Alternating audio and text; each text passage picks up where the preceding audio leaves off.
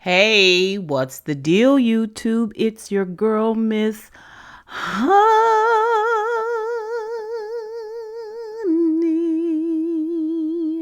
Welcome back to the channel, you guys. It is your girl, Miss Honey, here with sad and, for me, devastating news. We're here to talk about the death of Michael K. Williams. Most of you who have followed me for a while know that he is one of my most favorite actors, and that I was quite fond of him. I have, since learning of his death on September 6th, 2021, at the age of 54, peeled through countless articles, interviews. I have looked at all of the tributes on social media, one after the other, and I continue now, even now after his death, to just be amazed at what an outstanding individual Michael K. Williams was. And I feel the weight of the loss of his energy, of his gift. And so I thought we'd come on here and we'd talk a little bit about Michael K. Williams, Michael Kenneth Williams, and just sort of comfort one another, because I know a lot of you out there also as well feel the weight of this loss, of our loss, right? So those of you who aren't familiar with Michael K. Williams, he's most famous for the role of Omar on The Wire. Shocking breaking news. I've never seen The Wire. I've seen a few episodes and it sort of faded out for me. And I never went back to really get into the Omar character. It's something that I plan to do this weekend, is to get into The Wire, and I'm excited about it. But I discovered Michael K. Williams on Bessie. He played opposite Queen Latifah in Bessie. He played a character by the name of Jack Gee, who was Bessie's husband. And so from then on, I was just hooked. I was just hooked on this guy. He also played a guy by the name of Chalky White in Martin Scorsese's Boardwalk Empire. He was the father of one son, and his son's name is Elijah Williams. He has an organization, a community organization called Making Kids Win, MKW, which is a charitable organization whose primary objective is to build community centers in urban neighborhoods that are in need of safe spaces for children to learn and play.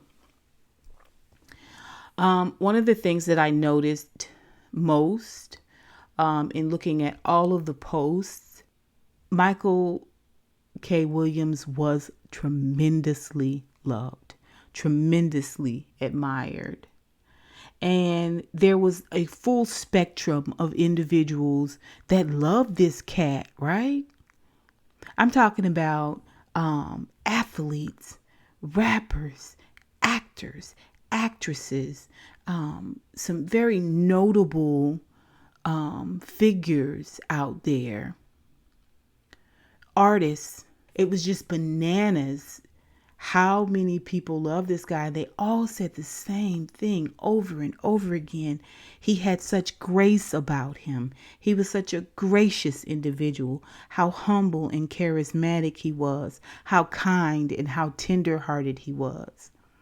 None of which comes as a surprise to us, because we watched Mr. Williams work in movies like Boardwalk Empire, and in movies like The Wire and Bessie, and one of my favorite TV programs actually that he plays in. One that I always recommend when I'm introducing people to Michael K. Williams to just see why you love him, why you just got to check this guy out. His acting is just hands down. He's one of the most involved actors, right? He gets into a character, he becomes that character. And one of the things I always recommend, one of the shows on Netflix is called Happen Leonard. Okay. And Happen Leonard is a show about a black man and a white man in the South who are best friends and have been best friends all of their lives. Except Michael K. Williams plays Leonard Pine, a gay man, a gay black man in the South. But the humor, the depth of that character that he brought to that character, humorous, very, very no nonsense, a tough piece of leather, but a kind-souled, a kind-hearted man nonetheless, a good friend, right? I think there's about 3 seasons out there. It is a really, really good series. And it's a good idea of who he is as an actor, right? The range of his acting.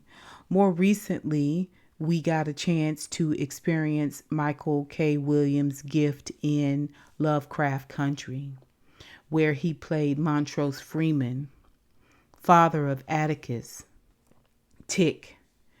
And that would be, for me, one of his greatest roles. Keeping in mind, I've not seen The Wire. But if you go a good 5 episodes into Lovecraft Country, he played a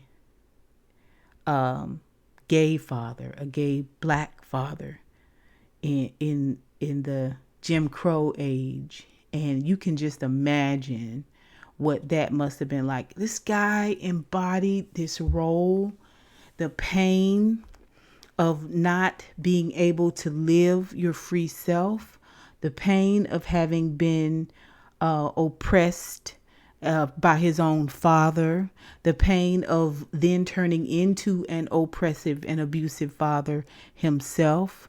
This one episode was just impeccably done. I just don't get all of these nominations. This cat should have been given an Emmy.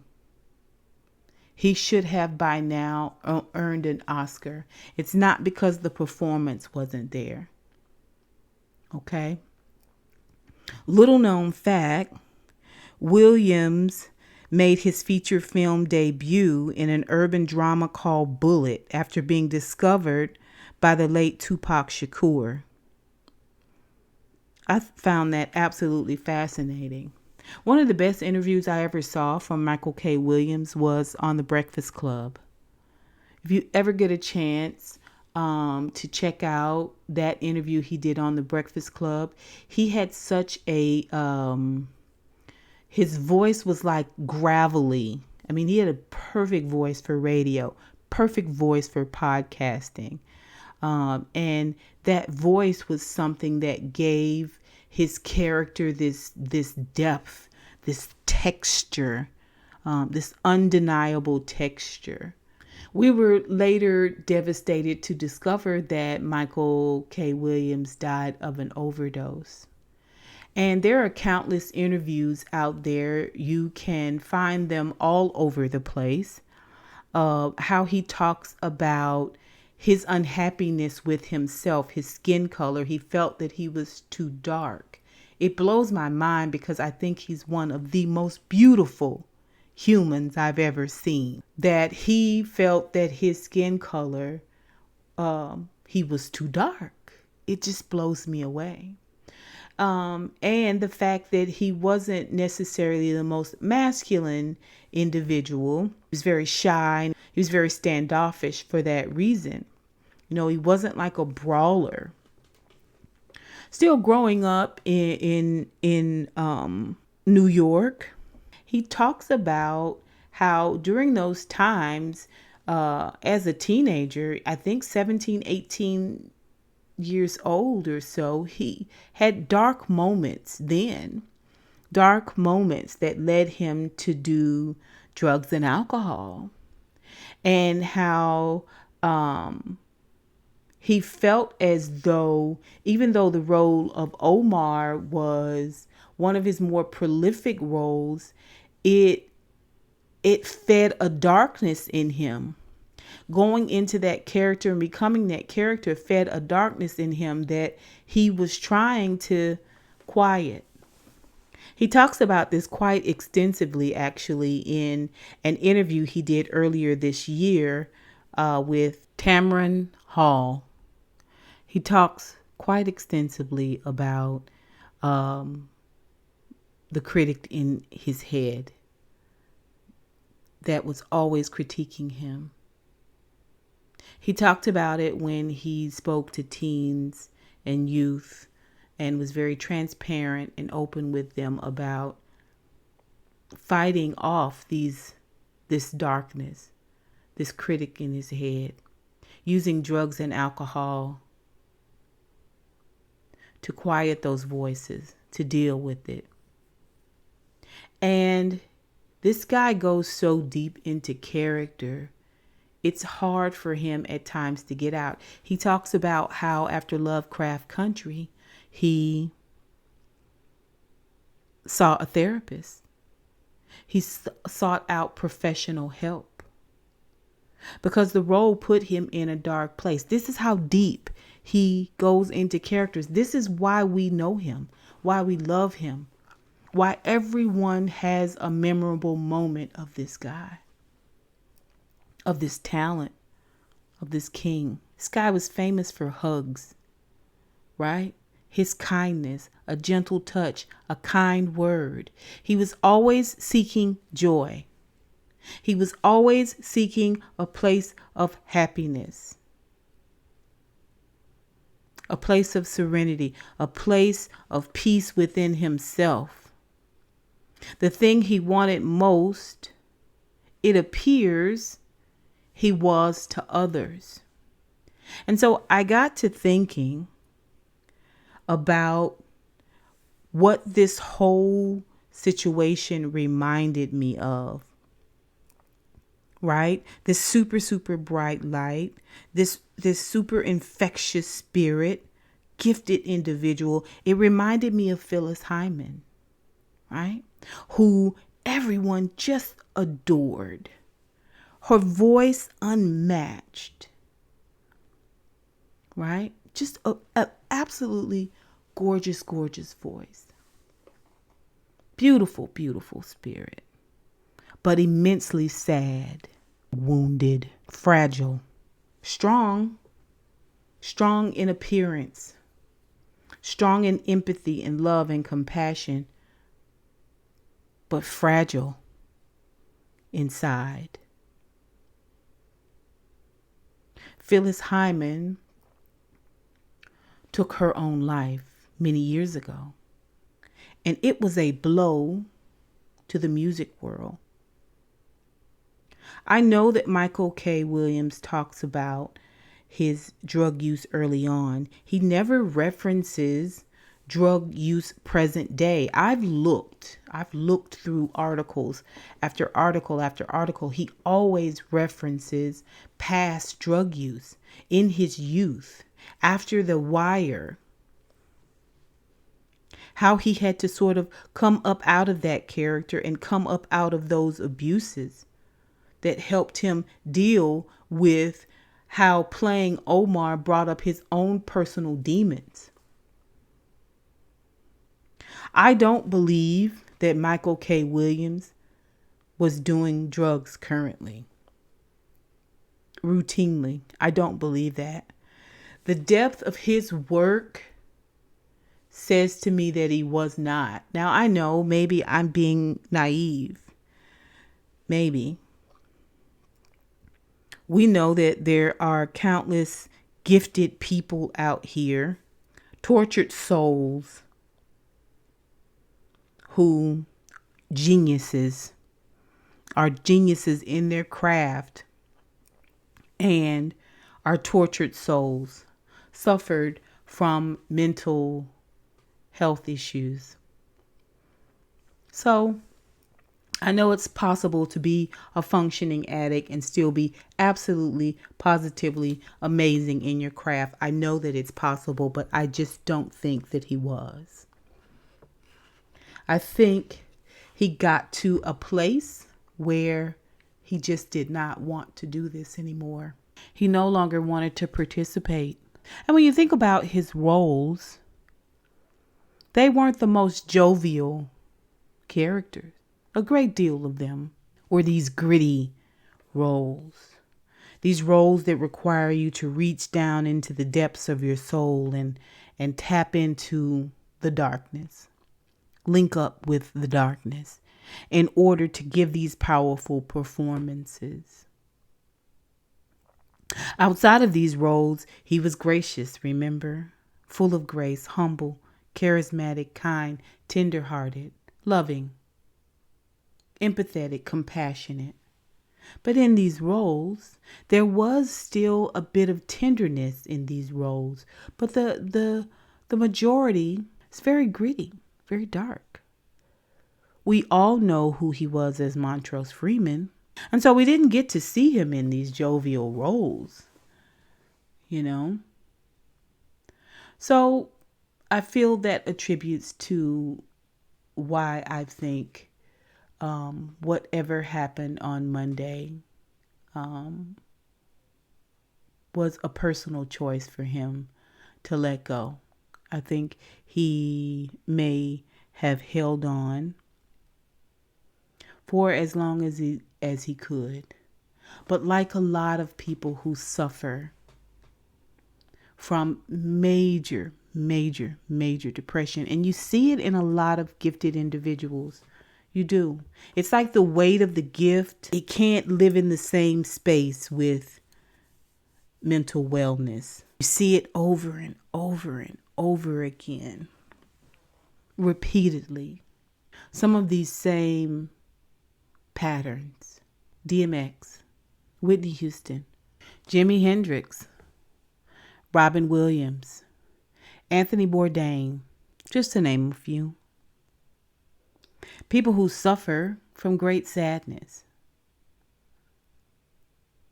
depression, mental illness, disorders. This loss hits different. It hits different because we're losing so many people that are kind and good, that are gifted. We need these gifts. It's selfish, maybe, to want to hold on to these gifts forever, but not like this. Not like this. This is a hard blow, not just for me, but for the whole acting world. All we have is what he has left on film. Interviews. One of his last interviews he did with the cast of Lovecraft Country, where he thanked them all for their love and support of him. And he broke down in tears with gratitude for how they lifted him up, as well as knowing how in that moment, dealing with what he was dealing with, playing that character, and how playing that character opened up so many wounds for him, how their support in that time, you can just tell that it saved his life. He said as much. And I am not sure of what his life consisted of. I don't know if it consisted of loving beautiful women or loving beautiful men or loving both. He didn't appear to live out loud in that way. And so he was one of those actors where he played a lot of roles where he played gay characters, but there's not a lot of conversation out there about him being gay. So I'm personally not sure. And I've heard really, really great interviews where he's talked beautifully about women and how gorgeous and how elegant and how wonderful they are. Okay. I've seen him do extremely touching roles where he played a same gender loving man. So I don't know if that played some part in his sadness. I don't know if that played some part why he was at times in a dark place. We know that he struggled with his appearance. If you guys have ever heard the story about the scar, he actually got that scar in a fight in a bar, a brawl. And he was cut down his face and on his neck. And he oftentimes talks about what he learned from that experience. Ironically, a lot of his roles that he got after he was injured was because of the scar. So I can't help but think that maybe having this scar helped him to embrace who he is, truly a beautiful man. Just aesthetically, I think he was a beautiful man.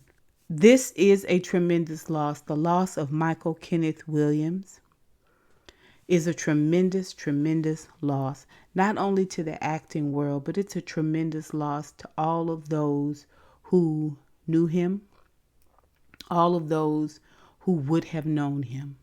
Mr. Williams died of an apparent drug heroin overdose.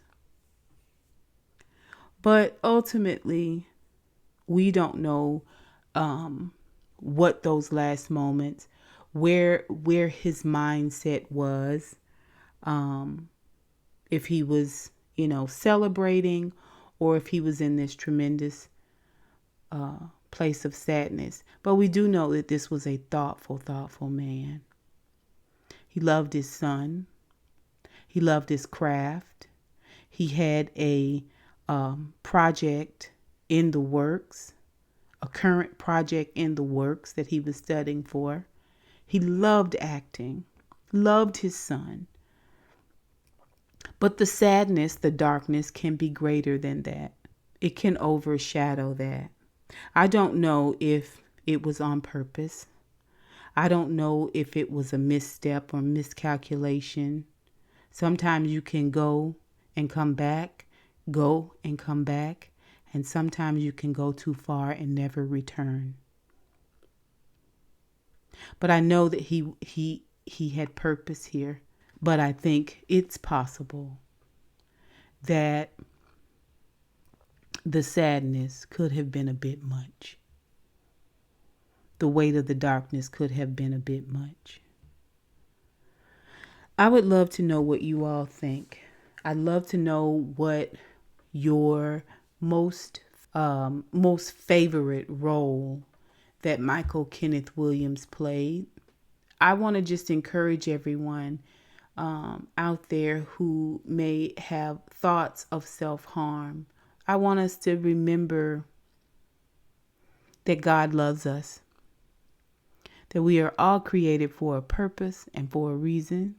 There's absolutely nothing on this earth that can give us what God can give us, can do for us what God can do for us. I am probably one of a handful of people, Black people anyway, who has never seen The Wire. I've seen a few clips here and there, and definitely of Michael K. Williams' performance as Omar. But I encourage you, if there are bodies of work of his that you have not had the fortune to see, such as Hap and Leonard on Netflix, or Bessie, which I think can be found on HBO. I encourage you to go out and watch whatever little snippets you can find. He was in Belly 2. He was in a number of CSIs, a number of Law and Order, including Special Victims, countless TV shows he's on. Even if it's just him being bystander number 4, this guy had a tremendous gift, and he was able to emote in a way that didn't require him to be headliner. When you saw him, he had impact. And so, as we continue to pray for his family and for one another, as we struggle through this and struggle through our own sadness and deal with our own sadness, sorrow personally, I encourage you to go and look at his work. It will definitely bring you joy. I also encourage you, if you struggle in a place of sadness, in a place of dependency, to seek help, to seek God, to seek life, living. Thank you guys so much for your time. Again, I look forward to your comments down below. And until next time, honeybees, mwah, mwah, mwah. I love you. I'll holla.